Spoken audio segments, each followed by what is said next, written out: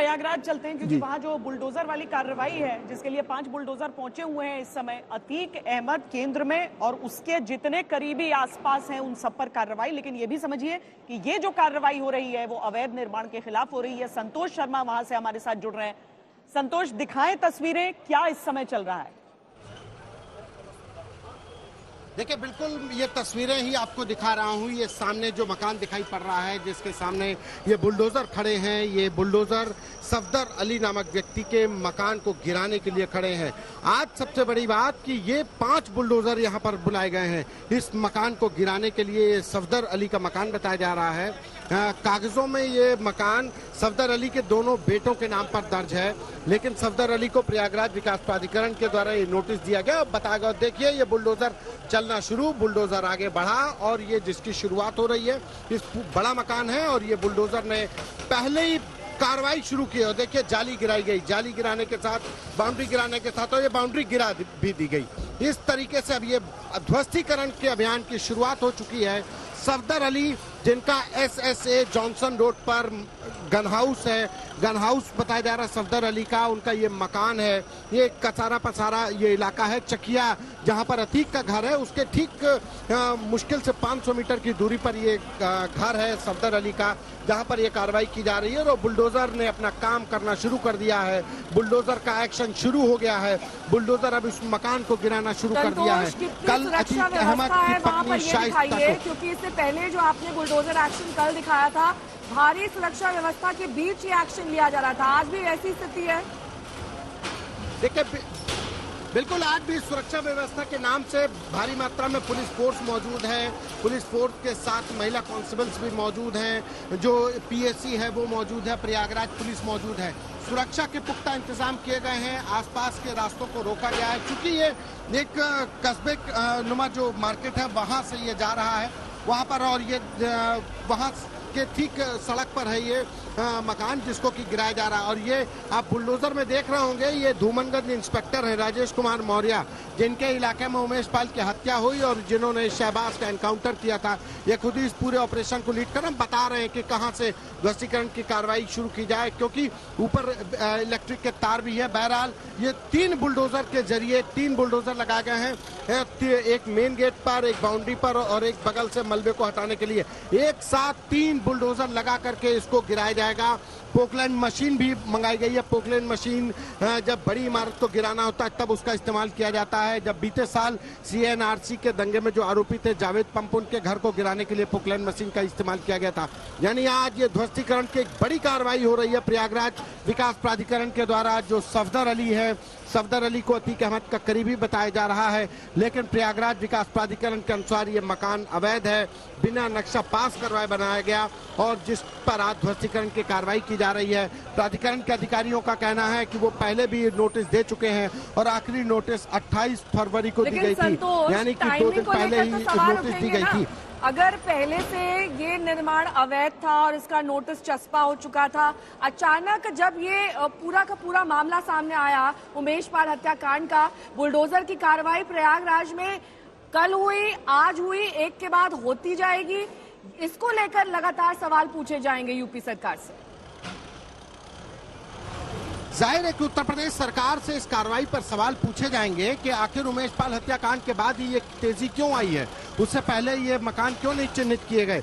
तो लेकिन उत्तर प्रदेश सरकार हो या प्रयागराज विकास प्राधिकरण इसके लिए जवाबदेह है और उनका कहना है कि हम पहले से नोटिस देते आए हैं, पहले से इनके मकान को बिना नक्शा पास कराए अवैध बताया गया था, इसको लेकर के बाकायदा नोटिस। और देखिए पहली मंजिल पर ये गिराने का काम शुरू हो गया है, जो कल हम जो ड्रिल मशीन देख रहे थे एक तरीके से जो, और ये ऊपर से भी एक हिस्से को गिराना शुरू कर दिया गया है। ड्रिल करके पिलर्स को गिराया जा रहा है ताकि ड्रिल करके पूरे आसानी से मकान को गिराया जा सके। तो बात प्रयागराज विकास प्राधिकरण की नोटिस की हो रही थी, तो प्रयागराज विकास प्राधिकरण का कहना है कि पहले भी नोटिस दिया गया और 28 फरवरी को जो नोटिस हमारे पास भी है वो नोटिस की कॉपी, जिसमें कहा गया कि ये सफदर अली को नोटिस था, लेकिन परिवार का कहना है कि ये मकान तो सफदर अली के दोनों बेटों के नाम है। सफदर अली से भी हमने बात की, उनके दोनों बेटों से बात की, उनका कहना है कि ये मकान कभी हमको प्रयागराज विकास प्राधिकरण प्राधिकरण ने कोई नोटिस नहीं दिया।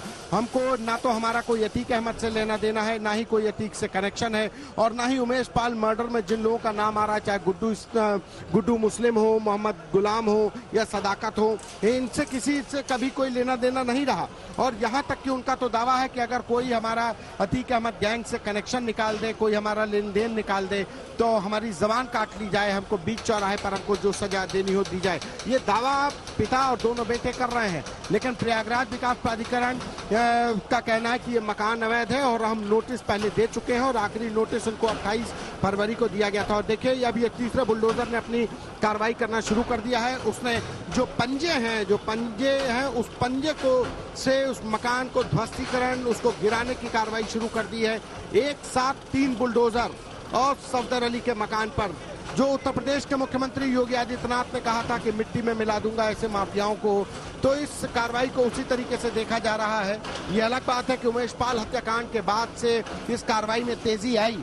अतीक अहमद के गुर्गों पर, अतीक अहमद के भाई अशरफ, उनके लोगों पर कार्रवाइयां की गई, लेकिन उमेश पाल हत्याकांड के बाद से लगातार जिस तरीके से कार्रवाई की गई, कल इसी चकिया इलाके में जहां पर ये सफदर अली का मकान है, इससे महज 500 मीटर की दूरी पर ही जफर अहमद खान का भी मकान है, जिसको कि कल गिराया गया। लेकिन वो तंग गली में मकान था, जिसको गिराने के लिए एक जेसीबी मशीन, एक बुलडोजर चला था, लेकिन ये मकान एक खुले में है, रोड पर है, लिहाजा इसको गिराने के लिए 3 मशीनें एक साथ लगाई गई हैं। तीनों अपना काम शुरू कर दिया है और अब इस मकान का ध्वस्तीकरण किया जाएगा। सफदर अली का मकान बताया जा रहा है। अभी हालांकि सफदर अली जिस तरीके से दावा कर रहे हैं, लेकिन प्रयागराज विकास प्राधिकरण की तरफ से एक नोटिस सामने आया है कि ये नोटिस उनको दिया जा चुका है। परिवार कहता है हमको नोटिस कभी मिला ही नहीं। आज जब प्रयागराज विकास प्राधिकरण के लोग, भारी पुलिस फोर्स यहाँ पर पहुंचते ही है, तब हमारे सामने, हमारे कैमरे में भी कैद हुआ कि वो परिवार वाले कैसे बाहर निकलते हैं, कहते हैं कि हमें नहीं पता कि हमारा मकान को कब नोटिस दी गई, और वो सामान किसी तरीके से जो जरूरत का सामान है उसको निकाला जा रहा है, और निकालने के बाद अभी ध्वस्तीकरण की कार्रवाई की गई। जो प्रयागराज विकास प्राधिकरण के जो अधिकारी हैं वो यहाँ पर मौजूद हैं, जिला प्रशासन के लोग मौजूद हैं। तो ये बाबा का बुलडोजर जिसको कहा जाता है वो शुरू हुआ है, और मुख्यमंत्री ने जिस तरीके से सदन में भी कहा था कि ऐसे माफियाओं को मिट्टी में मिला दिया जाएगा, ये कार्रवाई उसी तरीके से देखी जा रही है। जी भी गया था, क्योंकि संकेत तो मिल गए थे इस तरह के, संतोष, और चूंकि कल भी कार्रवाई हुई थी इससे कुछ ही दूरी पर, तो वो बात तो है। साथ ही वहां पर क्या कुछ राजनीतिक पोस्टर्स भी हमें दिख रहे हैं? क्या परिवार की तरफ से जब ये कार्रवाई शुरू हुई उस समय किसी तरीके से रोकने का प्रयास भी हुआ, या पूरी तरीके से शांति रही और बस ये कार्रवाई हो रही है जो इस समय प्रयागराज प्राधिकरण कर रहा है? देखिए, जो आपका सवाल है कि परिवार यहाँ पे कोई राजनीतिक पोस्टर, तो यहाँ पर कोई राजनीतिक पोस्टर इस घर से या कोई अतीक अहमद के कनेक्शन को स्थापित करने वाले तस्वीरें नहीं मिली, जैसे कि कल जफर अहमद खान के घर से मिली थी। हालांकि वो घर शाइस्ता परवीन जो अतीक अहमद की पत्नी है वो रह रही थी वहाँ पर कई सालों से, तो वो सामान चूंकि उनका पूरा था तो जाहिर है कि उनके पति और उनके देवर की और परिवार की तस्वीरें वो थी।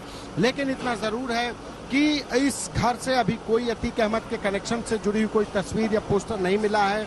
वहीं दूसरी तरफ जो परिवार के लोगों ने शुरुआत में जब विकास प्राधिकरण के लोग पहुंचे, पुलिस पहुंची, तो उन लोगों ने ऐतराज जताया कि हमें तो बताया ही नहीं गया कि हमारा मकान को कब नोटिस दिया गया। लेकिन जब पुलिस के अधिकारियों ने बताया कि अगर आप व्यवधान डालेंगे तो कानूनी कार्रवाई की जद में आएंगे, सरकारी काम में बाधा पहुंचाने का अपराध करेंगे, तो संभवतः उनको अंदर ले जाकर के पुलिस के अधिकारियों के द्वारा बताया गया। और उसके बाद परिवार वाले खुद ही और प्रयागराज एडमिनिस्ट्रेशन के द्वारा जो मजदूर बुलाए गए थे उनकी मदद से उस सामान को बाहर निकाला गया।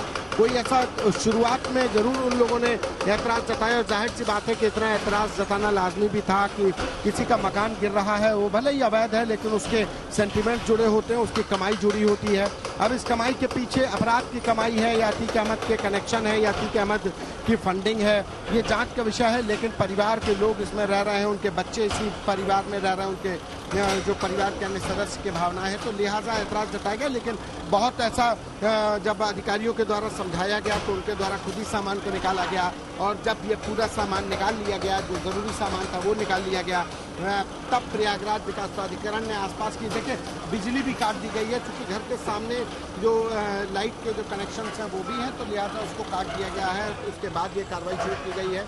एक तरीके से जो फर्स्ट फ्लोर है वो देखिए, वो फर्स्ट फ्लोर पे जो रेलिंग बनी हुई है उसको ध्वस्त किया जा चुका है और एक तरीके से जो ग्राउंड फ्लोर पर भी एक साथ कई जगह पर ध्वस्तीकरण की कार्रवाई शुरू हो रही है।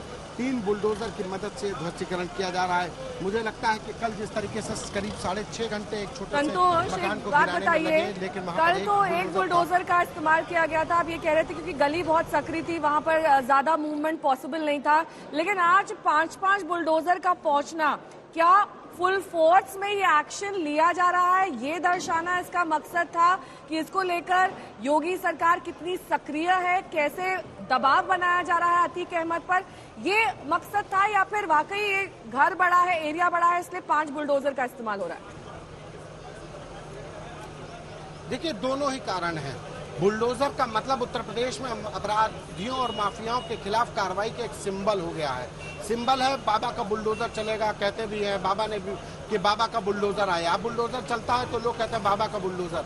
तो यानी कि अब ये बुलडोजर एक ध्वस्तीकरण का, अपराधियों के खिलाफ कार्रवाई का एक सिंबल हो गया है। लेकिन अगर हम कल की कार्रवाई की बात करें तो कल जब तंग गली में ये कार्रवाई शुरू की गई, वो तंग गली थी, वहां पर एक ही बुलडोजर चल सकता था, लेकिन वो एक मोहल्ले नुमा का था। लेकिन ये एक सड़क गई हुई है, मेन सड़क है, कसारा मसारा एक मोहल्ला है और चकिया, उसको कनेक्टिंग करते हुए जो अतीक अहमद के घर की तरफ जो सड़क जाती है उसकी ये मेन सड़क है। अब लिहाजा, और यहाँ पर एक साथ 3 बुलडोजर से कार्रवाई करने की एक तरीके से एक जगह भी है, लिहाजा प्रशासन नहीं चाहता कि इसमें बहुत ज़्यादा टाइम लगे और एक साथ ये 3 बुलडोजर लगा करके एक साथ ध्वस्तीकरण किया जा रहा है, क्योंकि इस कार्रवाई को सूर्यास्त से पहले, नियमतः सूर्यास्त के बाद अमूमन बुलडोजर नहीं चलता है, तो वो बुलडोजर को चलाया जा रहा है ताकि ये समय रहते इसको गिराया जा सके और इसको गिराने के बाद मलबा भी इकट्ठा होगा।